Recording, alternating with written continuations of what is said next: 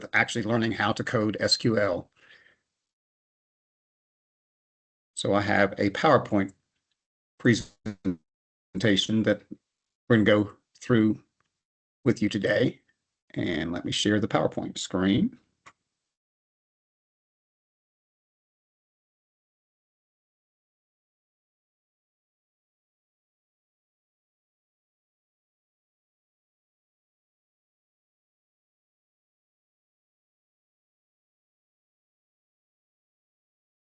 The most primitive statement in SQL is the select statement. Almost all of your interactions with the database will be starting with the select statement. So we are going to go through how to use the select statement.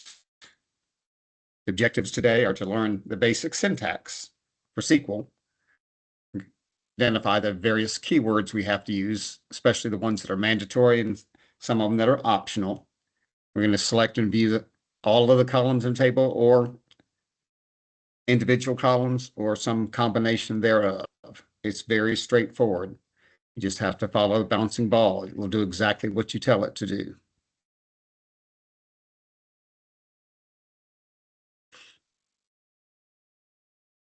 We can also, if we desire, if we don't like the name of a column, we can give it an alias in our statements. We can also add arithmetic expressions if we want to know what the profit from a column is. We can look at what it cost and how much we sell it for and use the difference to give us the profit.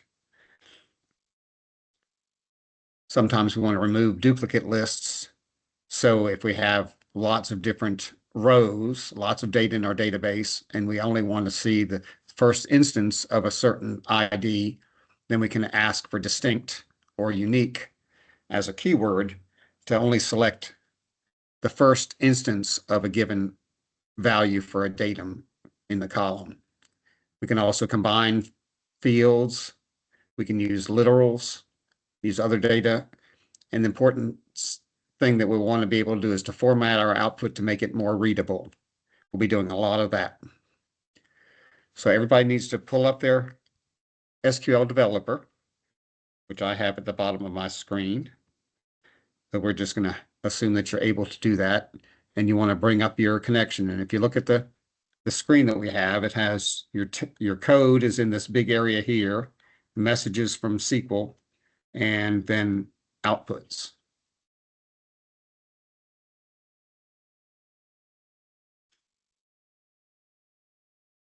So you've already created your accounts last week. So now all I have to do is log in. You know what your ID number is. You need to verify your connection setup. Everybody should have the exact same thing. If you type anything wrong, it's not going to work.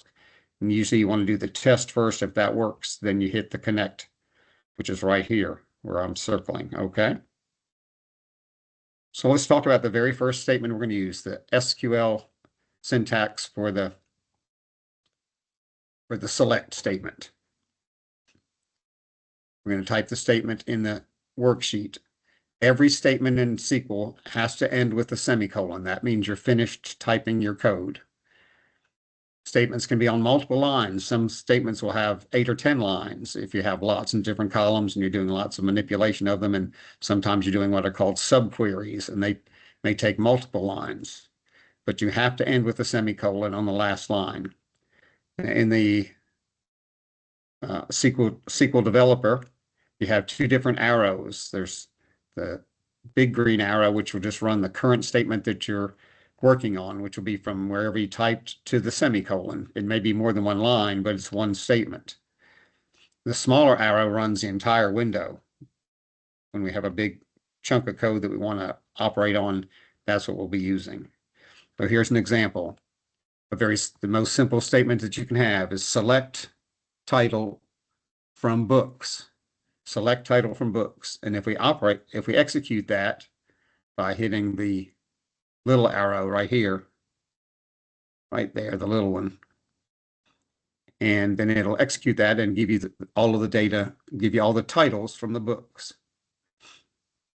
So that's our very first SQL code. You are now a programmer.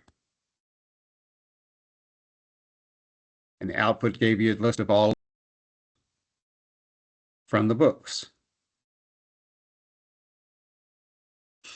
Now, if we want to learn a little bit more about what's in the table, SQL will tell you how the table is set up, what metadata we used when we created the table in the describe statement. And the describe statement will tell you what are all the columns and what are the data types and whether there are any constraints on those data types. So here we have an example of describe books. It tells you that the books have an ISBN, that's the ID number for a book, a title, the publishing date, the publishing ID, the cost, detail, and a category. And this type of data tells you what type of data is. A lot of the data that we're going to be using is going to be character data. It'll be text, ASCII text. So, and it tells you what the maximum number of characters in that field are. Also, your ID, your ID for the file, often you're going to have a requirement that it be not null. You can't have a row that does not have an ID in it.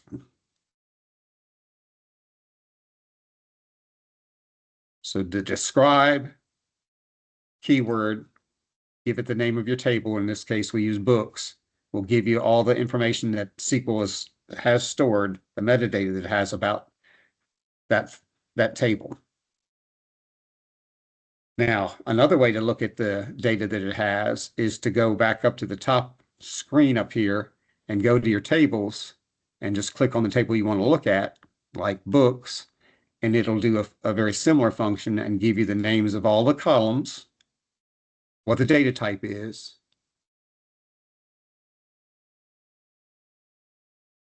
which is very similar to the describe. So there's two ways to get to the same data, describe or just using being able to navigate the SQL developers built-in ability to give you the details on each of the tables in your database.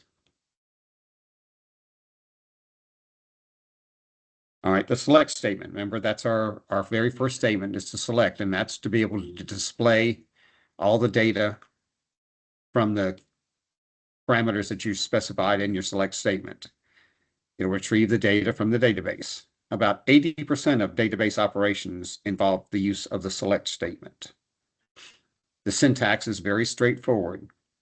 You select, and then you have two options. Whenever you see the brackets, that means that's optional, and the vertical bar means you can have one or the other, but not both. So you can select distinct, which means it's only going to give you the rows that have a unique ID that they do not have, that are not duplicate. So if you have like a lot of names and you have a lot of Johns and Joes, if you just want to see one, you can say distinct or unique.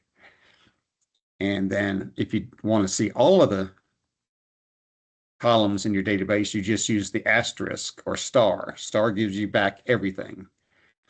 And if you just want to see certain specific columns, you list the column names with a comma. If you want to assign an alias, give a different text description of that column that'll display on your output at the top of the column, you use the word as and give the text string for the alias. Then the table that we're using, the table name you put in there. And then there are four other options that we're not going to talk about in depth today, but that we'll spend much of the semester looking at the where conditions, group by, having certain conditions, and order by. These are ways of being able to select very specific sub portions of your data so that you can do some manipulation and do some interrogation and queries on your data. That's going to be most of the semester, but for today, we're really looking at the select statement and how we can just display on the screen the data that's in our database. The select keyword is required, and the from is required to tell you which table you're getting this from. The select clause identifies which columns. If you use star, you're going to get them all. If you specify the names of the row of the columns in your database, you'll just get the columns that you specify that you've listed. Each clause must begin with a keyword.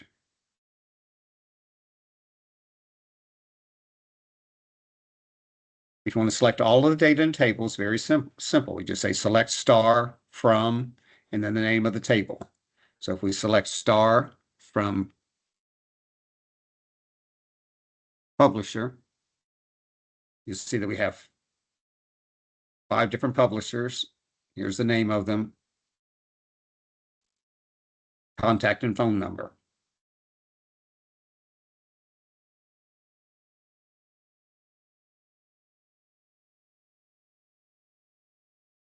Suppose you just want to look at one column in a table, then you can just enter that column name. So select title from books. And now we get a listing on our output portion of the screen of all the, when we hit the execute button, it'll execute it and give you just the titles.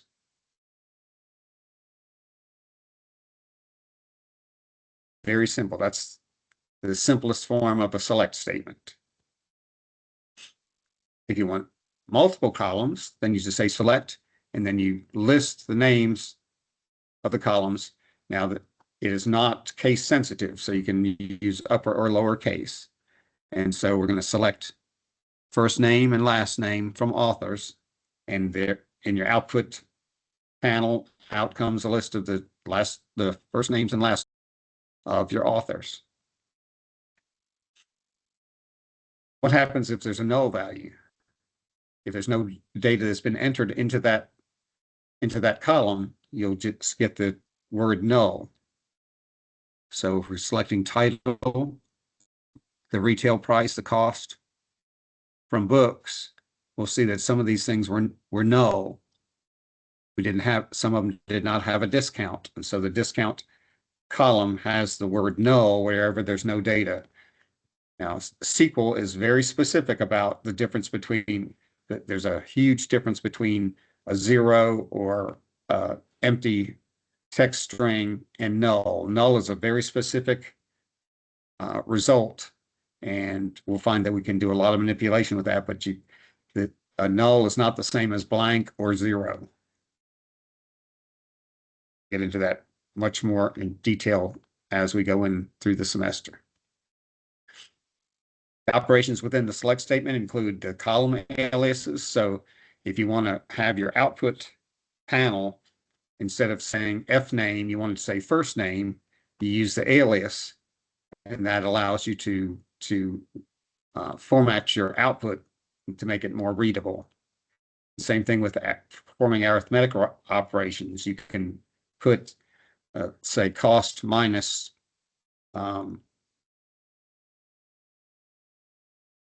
the price, and that'll give you your profit. We can also suppress duplicates by saying unique or distinct. And we can also concatenate data. So there's so many things we can do within the select statement to allow us to format our output to make it more readable. The column aliases, all you do is put the name of the column and then the keyword as, and then put in the name that you wanted it to display on the top of that row, on the top of that column. You can also put double quotes around the alias that you're assigning it, especially if there's some spaces in there. So if you're using a multiple word alias for your column, then you'll need to use the double quotes. Also, if you have any special symbols inside your alias, then you'll need to use the double quotes. And if you want it to retain the case, otherwise it's not case sensitive. So let's look at a column alias example. Select title as title of book. And then we also, the next column we want to display is the category from books. And so when we look at our output, when we run that, what will we get? We'll get title of books at the top of our column, and we'll get the category. And there's the output of all 14 of the different books in our books table, and which category of book each is a member of. Let's look at some arithmetic operations. They're executed just as you would expect in any arithmetic programming language. They start from left to right. Multiplication and division are solved first. Addition and subtraction are done last. You can override those orders by adding parentheses, just like we do in any other programming language. So let's look at an example of an arithmetic operation using a column alias. Let's select title, retail minus cost, profit from books. All right, this is very important to understand every component of this statement. We're selecting which columns, title. Then the next thing is not a column, it's an arithmetic expression. It's retail minus cost. And they want to use an alias, and they didn't put in the as. That's optional. You don't have to put that in there. So, but it's going to put the top of the column is going to have the text PROFIT from books. So we're going to have two columns come out. The first is title. The second is a calculated column that gives you the profit. So here's your titles and your profits. And because they're not entered as specifically as currency amounts, you see that we get things with a decimal place and sometimes just one decimal place. And we have some ways that we can format things that we'll see later to be able to make sure that in your output, when you want to see the profit, you may want to see it as dollars and cents. We have ways of fixing that later. But for what we're learning in this example in the arithmetic operation is just to take the retail price minus the cost to give you your profit. Very straightforward, very beautiful, very powerful. Suppressing duplicates. If we're going to select the state from customers, we can see that there are multiple states, but some of the states are now appearing more than once. If we just want to suppress duplicates, how would we do that? I'm sure that you already probably figured that out. What you do is you say, select distinct state from customers. Now, as it's printing out your output, it's only going to print each state one time. Once we found that state, if it encounters another row with that same state in it, it's not going to print it again. So that's how you get the distinct. The same thing with unique, we'll do the same thing. Distinct means you're not going to have the same thing more than once.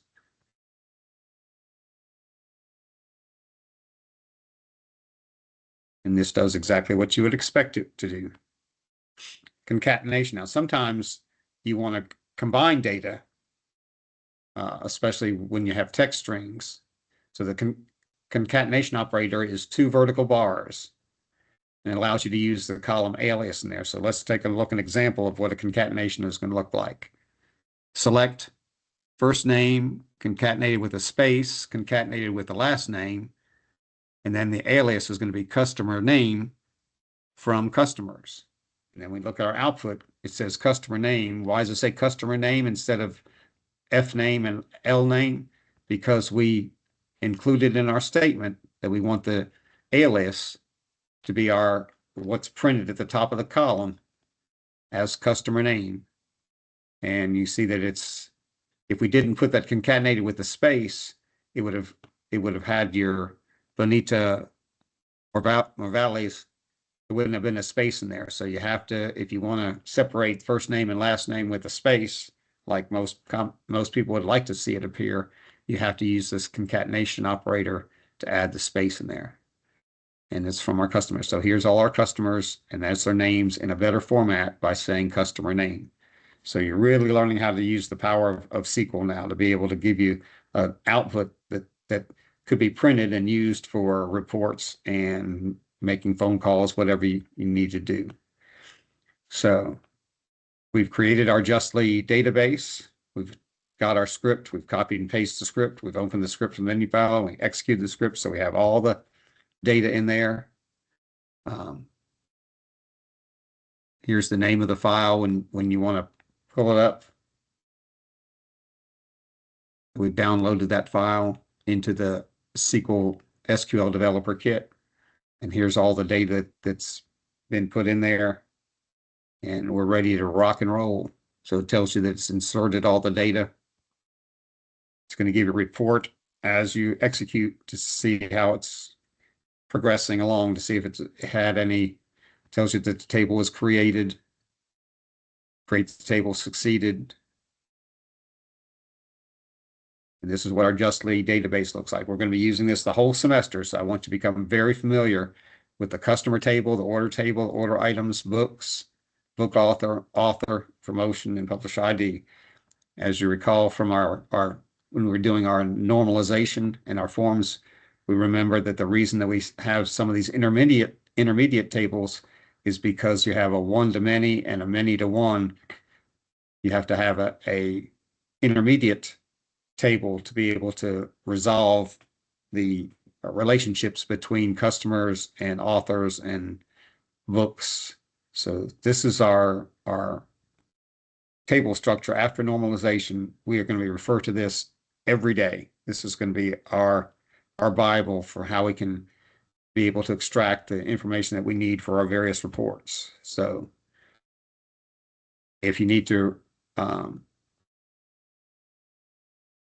if you had any problems with the creation of the database, you can use the drop script, which erases all the data, and run that, and then you can build it again.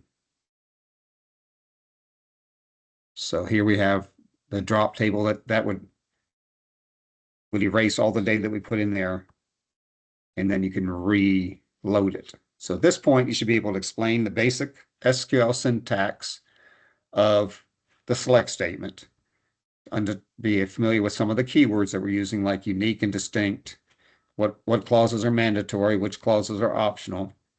And we should be able to pull from any of these tables and view the columns, learn how to use the aliases, how to determine which columns we want to see, which ones we want to display. We can even do the arithmetic operations. We can display multiple columns of a table, almost like making reports. We can use the alias to clarify the specifics of the contents at the top of the column and perform the basic arithmetic operations. We can remove duplicate lists using the distinct or unique. We can concatenate columns and text together like we did with the name, and then we can run scripts to create and drop database tables. So we've figured out how to create the database tables and how to delete them. So now y'all are expert SQL programmers, and next week we'll begin to do some even more fun things. Hope you have a great day.